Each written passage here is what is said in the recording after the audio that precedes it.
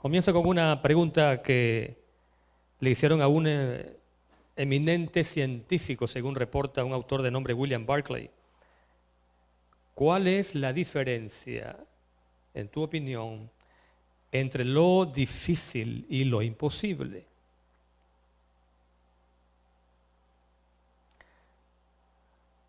Pareciera haber una gran diferencia, ¿verdad? Entre lo difícil y lo imposible. ¿Cómo respondió este eminente científico? Según Barclay, él dijo que lo imposible nos toma un poco más de tiempo. En otras palabras, para este científico, la diferencia no era de grado o de dificultad, sino simplemente de tiempo. O sea que, en la opinión de él, la humanidad gradualmente va a ir descubriendo los secretos de la naturaleza y nada será imposible para el ser humano. ¿Estás de acuerdo? El día que eso ocurra, entonces prácticamente cada ser humano será un semidios. Así que para nosotros, los cristianos, lo imposible, lo que realmente es imposible, siempre lo será. Para Dios, en cambio, ¿hay alguna diferencia entre lo difícil y lo imposible? No la hay.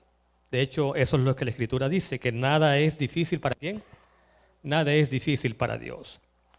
En otras palabras, al Dios de lo imposible no le toma más tiempo. Él es el Dios que dijo, a ver, completen, y fue hecho, Él mandó y existió. No le toma más tiempo. Y hay un relato, bueno, es muy conocido, pero creo que nos ayuda a ubicarnos bien en lo que estamos diciendo. Y lo encontramos allí tempranito en la Escritura, en el libro del Génesis, capítulo 17.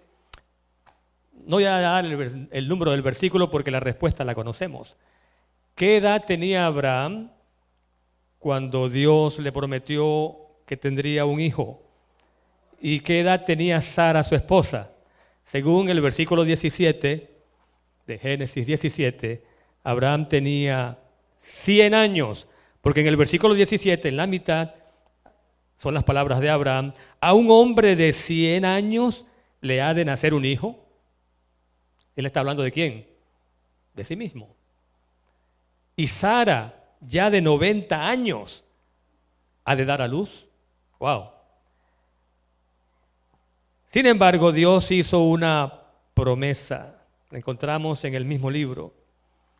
Capítulo 18. Y noten cómo comienza el versículo 14. Génesis 18, el versículo 14. ¿Qué dice allí? Hay algo difícil para Dios. ¡Wow!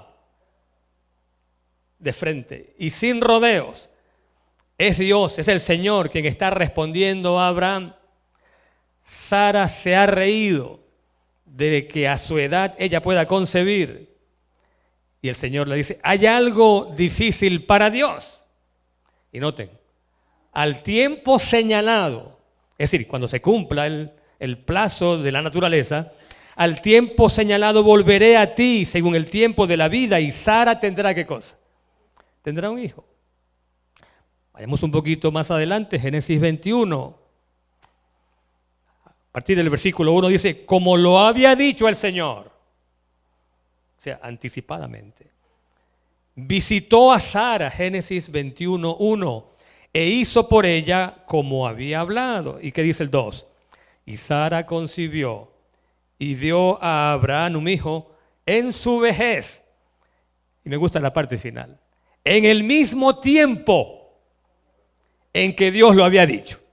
En otras palabras, exactamente según el periodo que se debía esperar, según Dios lo había profetizado, Sara dio a luz. Este Dios en quien creemos es el Dios que con apenas 5 panecillos y ¿cuántos peces? 2, alimentó a ¿cuántas personas? Bueno, dice la Escritura 5,000 hombres, pero ya sabemos, si hay 5,000 hombres, normalmente las mujeres van más a los cultos religiosos, normalmente van más a la iglesia, son como más dadas al aspecto espiritual de la vida. Así que probablemente había más de 5,000 mujeres. Además, tengamos en cuenta que los hombres salen a trabajar. Y las mujeres, bueno, trabajan, pero es más fácil para ellas quizás acercarse a una reunión que está cerca del hogar. 5.000 hombres, ¿cuántas mujeres y cuántos niños? Así que estamos hablando de miles de seres humanos alimentados a partir de lo que sabemos que era el almuerzo o la merienda de un adolescente.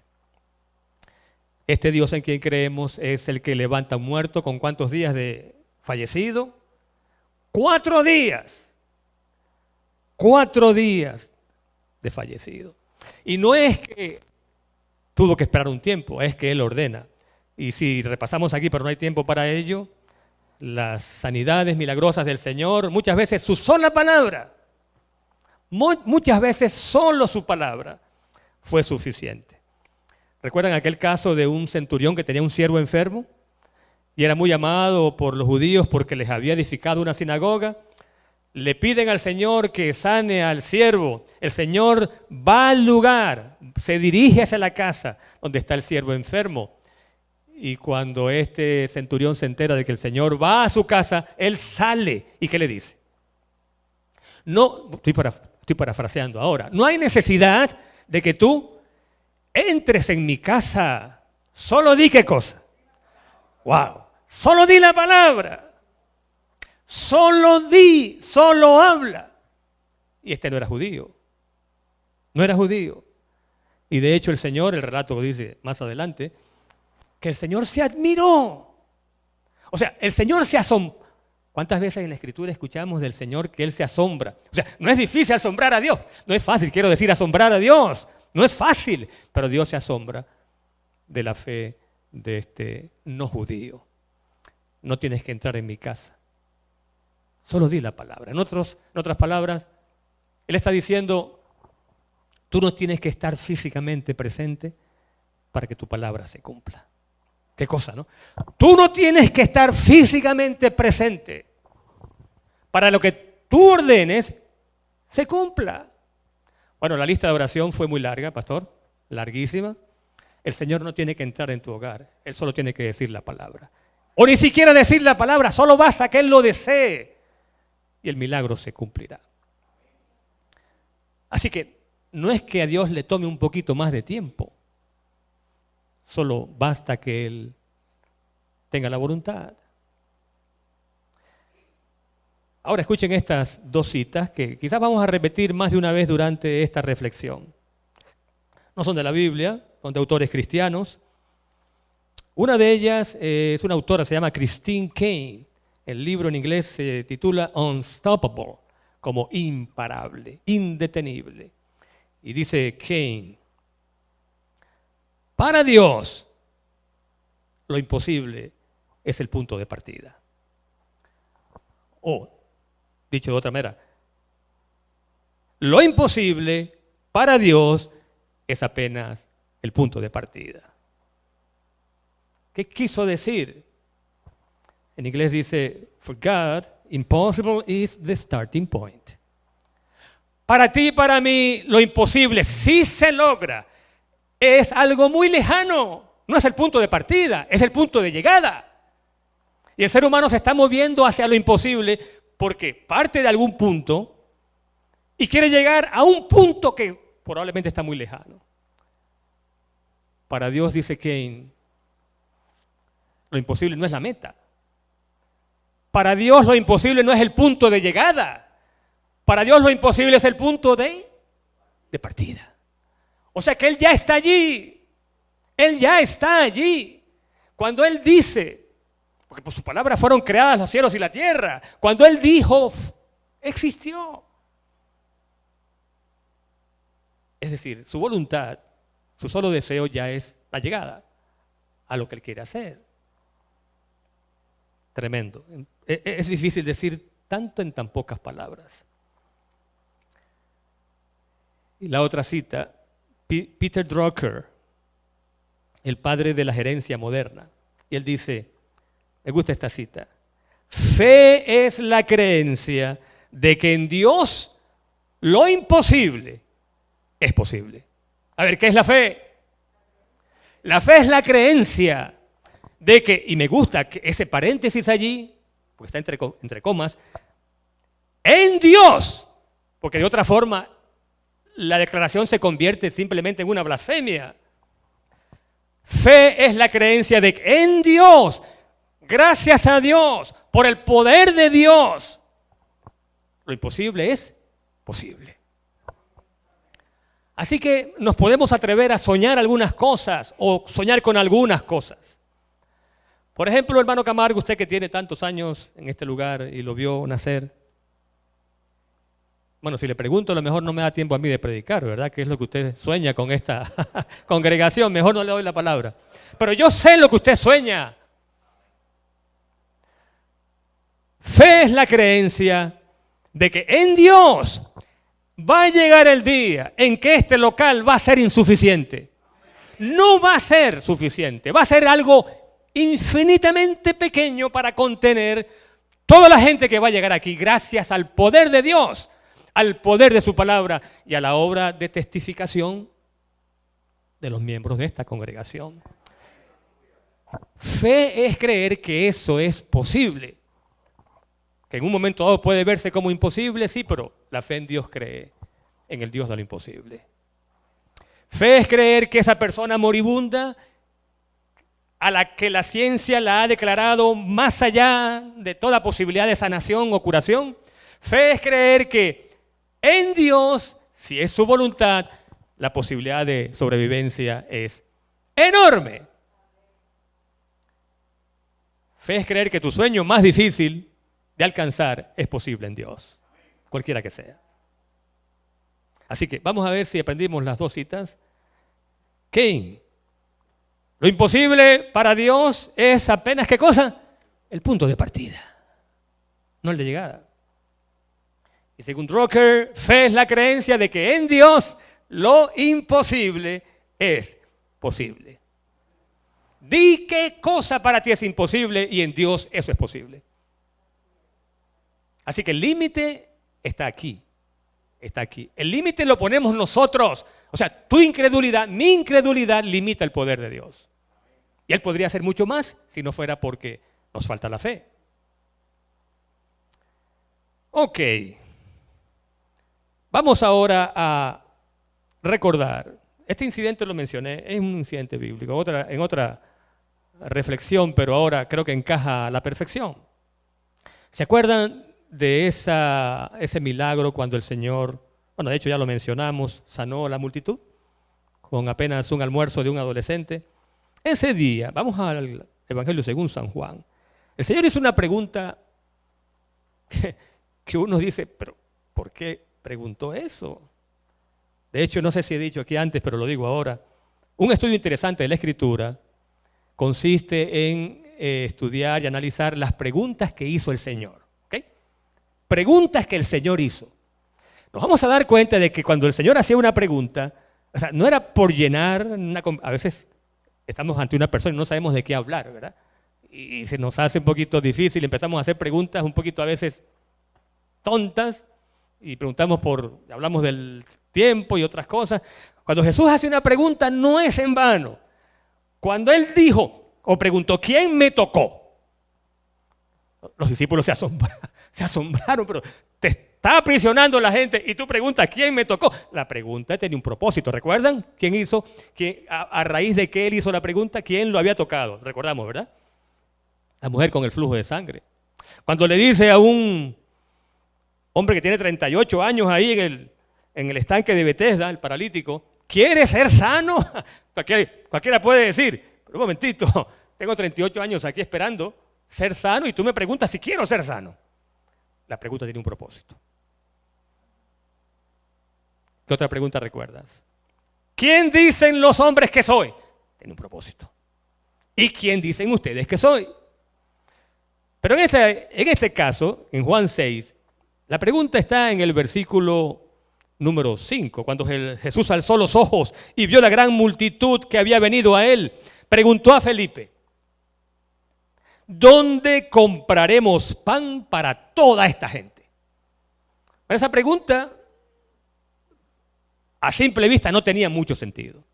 Están en un lugar abierto, no hay tiendas, no hay ni siquiera caseríos cerca. comarcas. Y él pregunta, ¿dónde? Ahora, ¿de verdad quería saber él dónde comprar pan? ¿Será que él estaba tan preocupado?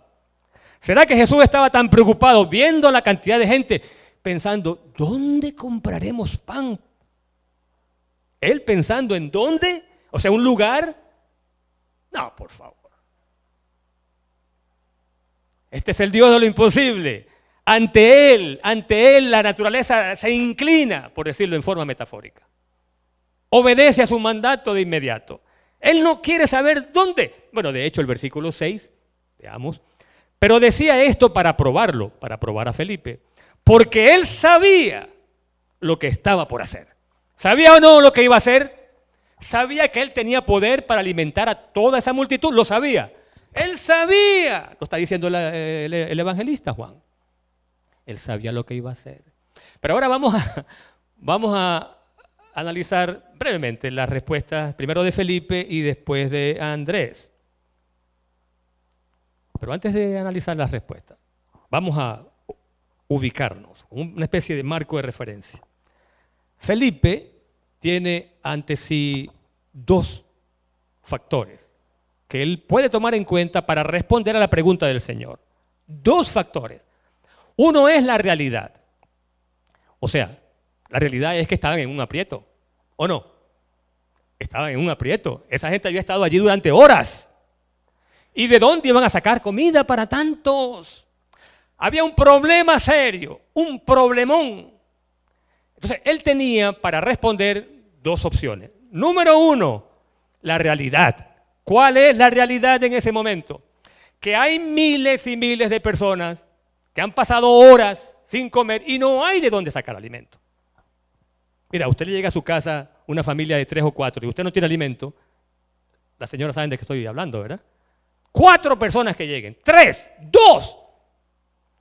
Y usted siente que es un problema, pero allá hay miles. Bueno, Felipe podía mirar el problema, pero también podía mirar, o también podía considerar el poder de Dios para resolver el problema.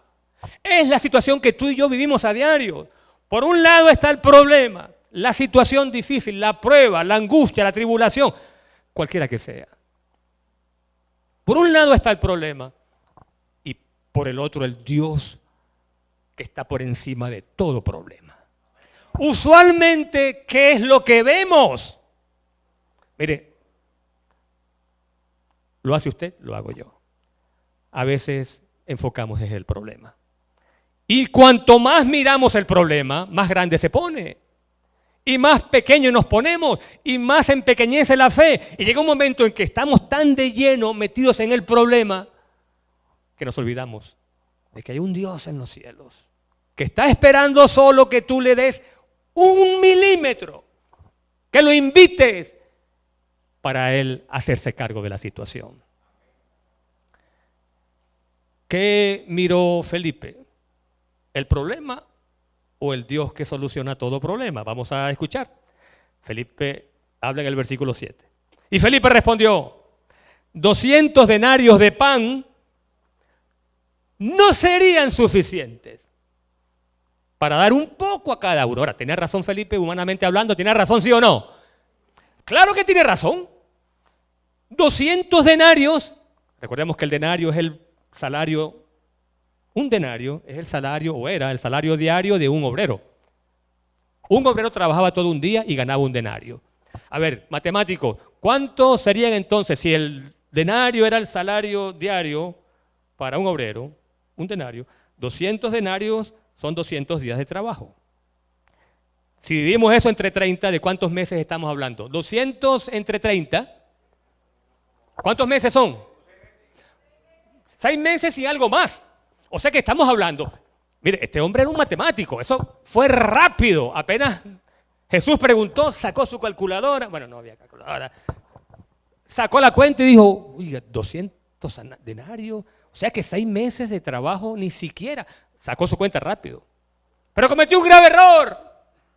Estaba en presencia del Dios del universo, del creador de los cielos y la tierra. Y tú estás en presencia del creador y tú te pones a sacar cuentas. ¿De cuántos denarios son suficientes? Por favor. Le faltó fe. Le faltó la fe, que es la creencia de que en Dios lo imposible es posible. Ese es el tipo de fe que se requiere en estos tiempos tan difíciles. Que no hay nada imposible para Dios. Y ese Dios es nuestro Dios. Es nuestro Padre Celestial. Pero más adelante aparece Andrés, versículo 8. Y entonces, él dice en el versículo 9, aquí hay un muchacho que tiene 5 panes de cebada y 2 pescados.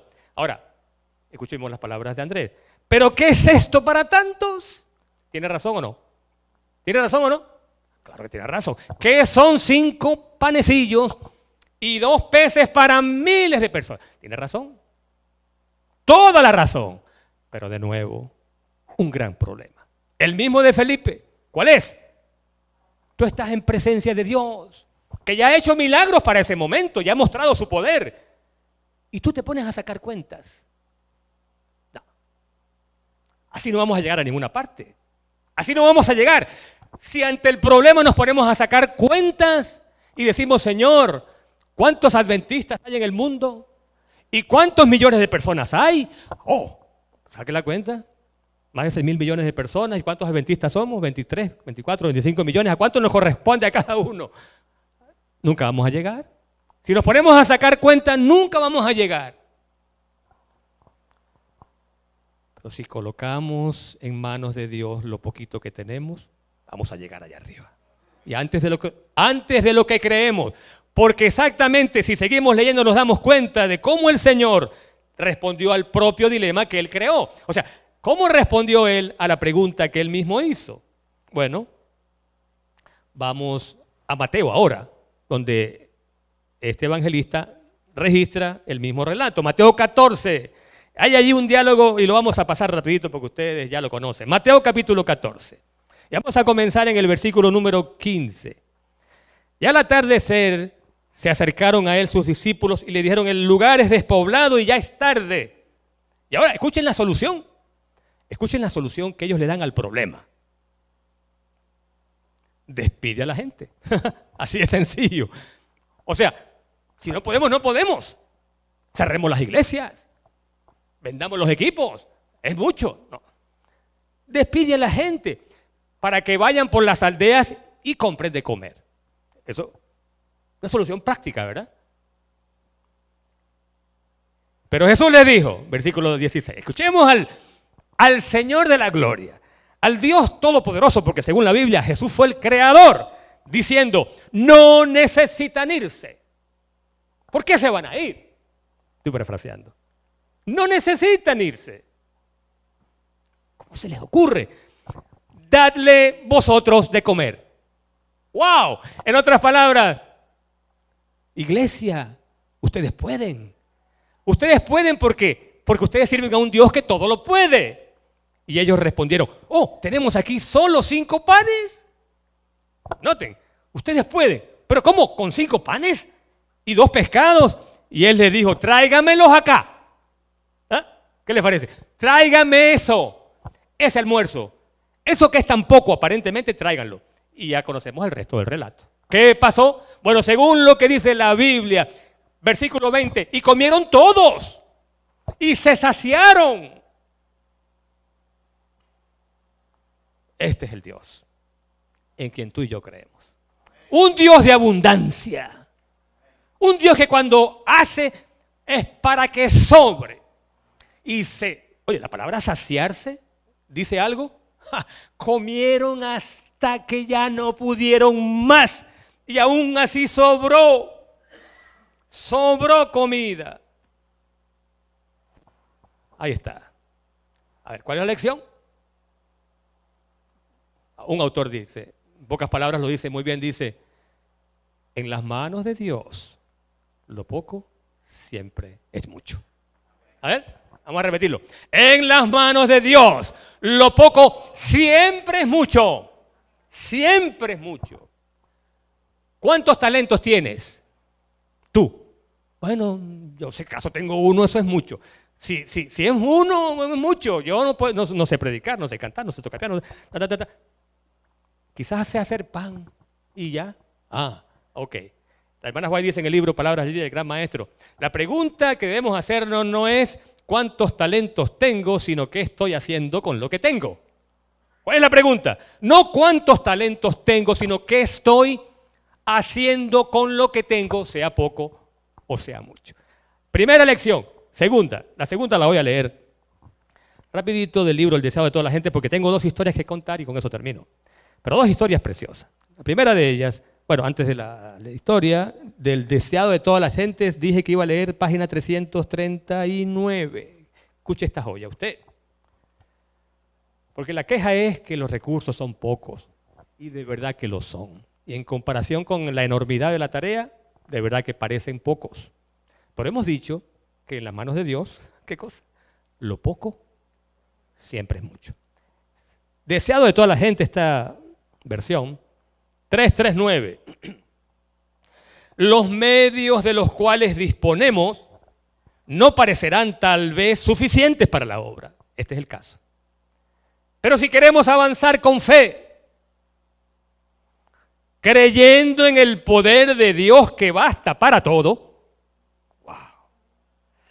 se nos presentarán abundantes recursos.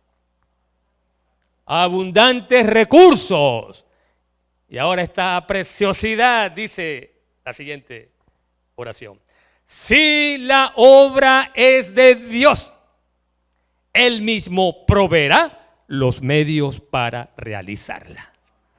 Si la obra es de Dios, no es tu obra, no es mi obra, es la obra de Dios. Y como es su obra, Él se encargará, Él proveerá.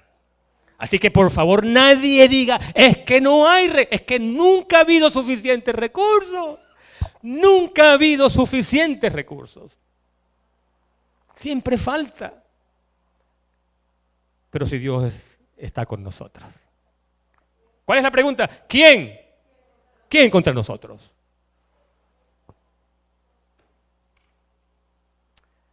El título de la reflexión, ¿alguien lo sabe? No sé si lo pusieron en el anuncio. El título es Mis 5 panecillos de cebada. ¿Y cuál es el mensaje allí? El mensaje es, aunque sean 5 panecillos y de cebada, el cereal más económico en aquel entonces, la comida del pobre era la cebada. Mis 5 panecillos, aunque parezca poco, Señor, los pongo en tus manos. Eso es lo que Él quiere, que coloques en sus manos lo poco o mucho que tenga. Que son 5 panecillos, Señor. ¿Qué tanto se puede hacer con 5 panecillos? Eso déjalo en las manos de Dios.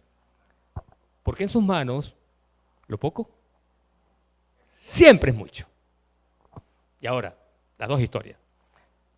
¿Quién no ha ido a hablar dentro de la iglesia adventista de 3ABN? ¿Verdad? 3ABN. Bueno, les invito a leer la historia en internet, en la página web de 3ABN. Y voy a mencionar solamente unos cuantos datos que se ajustan a lo que estamos diciendo. Danny Shelton, fundador de 3ABN. ¿Quién era Danny Shelton antes de ser el director fundador de 3ABN? Era un carpintero, y no es que quiero subestimar, pero un carpintero en el sur de Illinois, que una noche no pudo dormir. Pudo dormir y se levantó con algo bien extraño. Era como la idea de que él debía crear una estación de televisión. Y esa idea no salía de su mente. Y entonces él escribió, yo tengo aquí la cita, su sueño, dice, crear una estación de televisión que alcanzara a todo el mundo con el mensaje no adulterado de los 3 ángeles de Apocalipsis 14. Cualquiera dice, bueno, Danny Shelton, ¿tú has estudiado comunicación de masas? No. ¿Tienes algún grado en periodismo? No. ¿Tienes algún grado en ingeniería de la comunicación? No. O sea, entonces, ¿por qué tú estás pensando en ese sueño tan irreal? Bueno, él no tenía ningún grado, no tenía dinero, era un carpintero, pobre. Le gustaba la música, iba de vez en cuando a cantar con su hija a una estación de radio. Pero empezó a hablar y a hablar y a hablar aquí y allá, y cada vez que le daban la palabra, él hablaba de su sueño. Miren, y se consiguió una vez con un amigo suyo, pastor, de nombre Hall Stinson. Resulta que el pastor Hall Stinson tenía un equipo para transmitir programas de televisión y lo estaba vendiendo. Y según dice el relato, el pastor Stinson tuvo una oferta. Y él dice, no sé por qué no vendí el equipo a la oferta que me estaban dando, que era buena. Algo me decía que no debía venderlo. O sea, pudo venderlo, no lo hizo. Y después cuando Shelton le habló de su sueño, ¿saben qué hizo el pastor Stinson? Le regaló el equipo.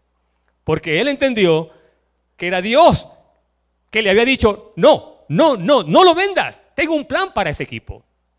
Allí comenzó el sueño a hacerse realidad y entonces el sueño también lo escuchó, o del sueño escuchó una hermana de nombre Fonda Summers, que tenía terrenos justamente en Illinois, en las afueras, en una zona llamada Thompsonville, y entonces no supo por qué, pero ya sabemos por qué, sintió la impresión de que debía donar una gran porción de ese terreno a Danny Shelton. Dice el relato que la zona en Thompsonville que ella donó era la zona, como los estudios después revelaron, con la mejor recepción para una señal de satélite. ¿Quién supo que ese era el mejor terreno? ¿Quién supo de antemano todo lo que vendría después? Bueno, por supuesto, Dios. Allí entonces se hicieron los planes para construir una estación receptora de señal de satélite, pero entonces $400,000 era bastante dinero. Estamos hablando de la década de los 80. $400,000. Shelton logró reunir con sus amigos 10,000 y dijeron, vamos a ofrecer esto como cuota inicial. Ok, si son 400,000, ¿será que 10,000 suena como una inicial tentadora? De 400,000 tú me estás ofreciendo 10,000. No. Pero el constructor aceptó los 10,000. Y lo demás es historia. En 2 años recogieron los 400,000 y en 2 años nació 3ABN. Y no voy a leer los detalles, pero solamente esto. Comenzó sin deudas y hoy 3ABN llega a todos los continentes del mundo por medio de 8 satélites, centenares de estaciones de radio y televisión y más de 1,000 proveedores de cable. Está en español, 3ABN latino. En Rusia tienen una estación y bueno, no voy a buscar los datos, pero usted puede leer todo eso en la página web. ¿Cómo comenzó todo? Porque alguien dijo, Señor, aquí están mis 5 panecillos de cebada. Puso lo que tenía en las manos de Dios y el resto es historia. ¿Se puede o no se puede? Este es el Dios de lo imposible. Y no porque a Él le tome más tiempo. Simplemente Él ejecuta su soberana voluntad en su momento. Y quizás, hermano Camargo, ya es el momento de ir pensando en algo más grande. ¿Será soñar? Bueno, pero estamos soñando sobre la base de un Dios para el cual nada es imposible. Y la segunda historia, y ahora termino con ella, esta es de una naturaleza diferente, porque la historia de Shelton nos revela qué podemos hacer con nuestros 5 panecillos de cebada si los ponemos en las manos de Dios y lo que Él puede hacer con ellos. Pero esta historia revela algo de lo que la oración del pastor reveló o nos enseña en cuanto, oh Dios, ¿cómo es que podemos con tanta calamidad? ¿Y cómo sobrevivir a tantas malas noticias? ¿Cómo vivir sin temor y todo lo demás? La historia la cuenta Linda Wilson y apareció publicada en una revista llamada Gap Post en octubre del 2013 y la historia se titula 1%. Cuando la leí me cautivó porque cuenta Linda Wilson que era el día de su cumpleaños y su esposo no olvidaba el día de su cumpleaños. Y el día pasó y qué raro que no hubo una llamada de parte de Jim, su esposo. Pero la llamada se produjo a medianoche y ella dijo, no, por fin se acordó de mi cumpleaños. Bueno, no era él, no era Jim quien llamaba, sino una enfermera desde un hospital. Jim había tenido un accidente casi trágico. Una camioneta que venía en sentido contrario se saltó la división y le dio de frente. Y él venía en una motocicleta.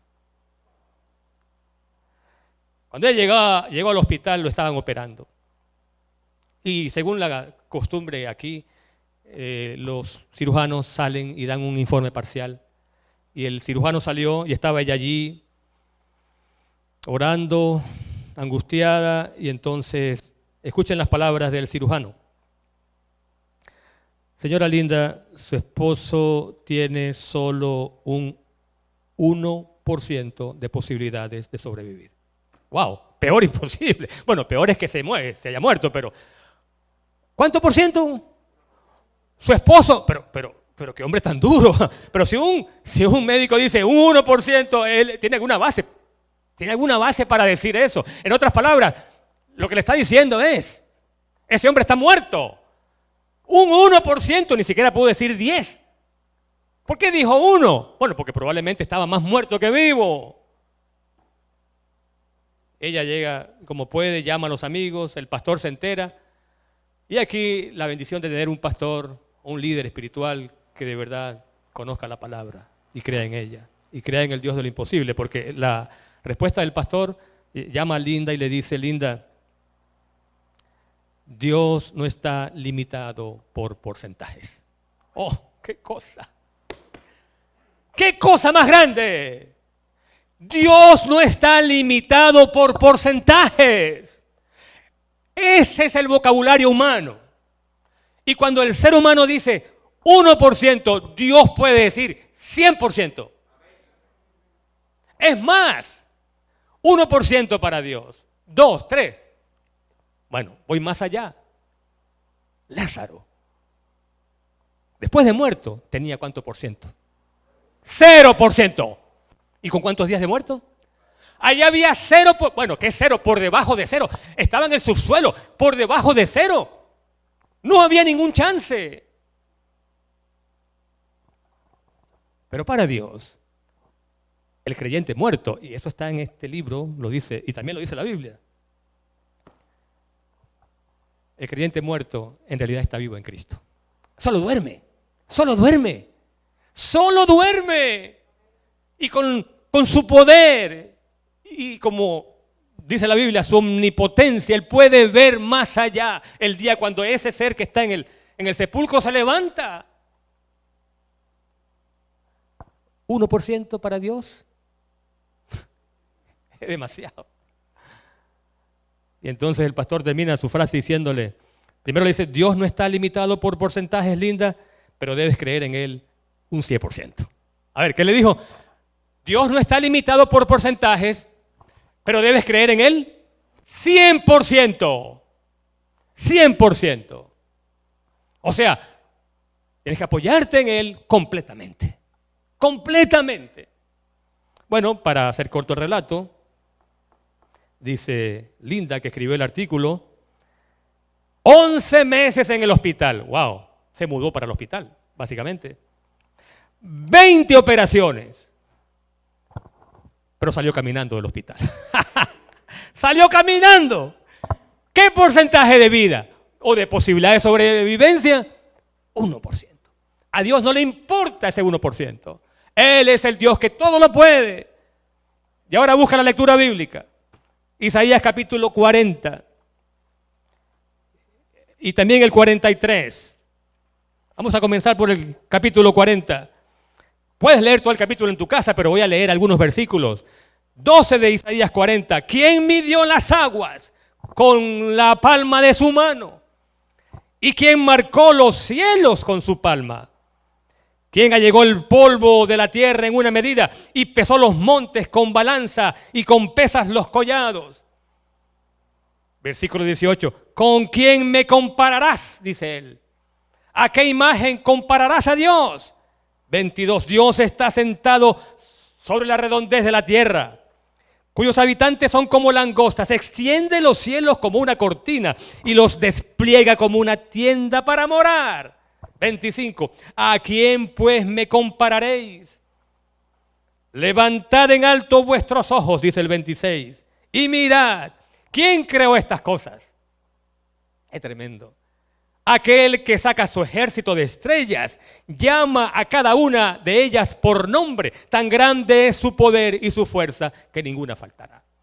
Y Y luego el capítulo 43, la lectura bíblica, versículo 19, yo hago nuevas todas las cosas. Pronto aparecerán. ¿No lo sabrás? Otra vez. Me gusta ese otra vez. Abriré camino en el desierto y ríos en la soledad. Otra vez. No es que el Señor quiere que nos olvidemos de las cosas antiguas, porque también la Biblia dice que debemos recordar las cosas grandes que el Señor ha hecho. Lo que está diciendo aquí es, ¿recuerda las cosas antiguas? ¿Cómo abrí el mar en seco? ¿Recuerdas? ¿Recuerdas todos los milagros de los que habla la Biblia? Y Él dice, eso es nada en comparación con lo que me propongo hacer. Eso es nada en comparación con lo que tus ojos verán. Eso es nada con lo que soy capaz de hacer. Otra vez dice, abriré caminos en el desierto y ríos en la soledad. ¿Creemos eso? Entonces, Dios espera algo de nuestra parte. Que traigamos nuestros 5 panecillos de cebada. Y le digamos, Señor, es todo lo que tengo. Haz lo que tú sabes hacer con lo poco que yo tengo. En otras palabras, haz lo que tú eres capaz de hacer, que yo sé que lo puedes hacer con lo poquito que yo te doy. Repitamos las 2 frases que aprendimos a ver. Según Christine Kane, lo imposible es para Dios el punto de partida. Drucker, fe es la creencia de que en Dios lo imposible es posible. ¿Alguna prueba por la que estás atravesando? ¿Algún familiar enfermo? Ya hay muchos, se han mencionado. Problemas en el trabajo, problemas en el matrimonio, problemas con alguna adicción, cualquiera sea. En este momento Dios dice, pon eso en mis manos. Ponga en mis manos. Vengan a mí, ¿cuántos? Todos los que están trabajados, cargados, angustiados, que yo les daré descanso. Alabado sea el nombre de Dios. Bendito sea el nombre de Dios, hoy y siempre y por los siglos de los siglos. Amén.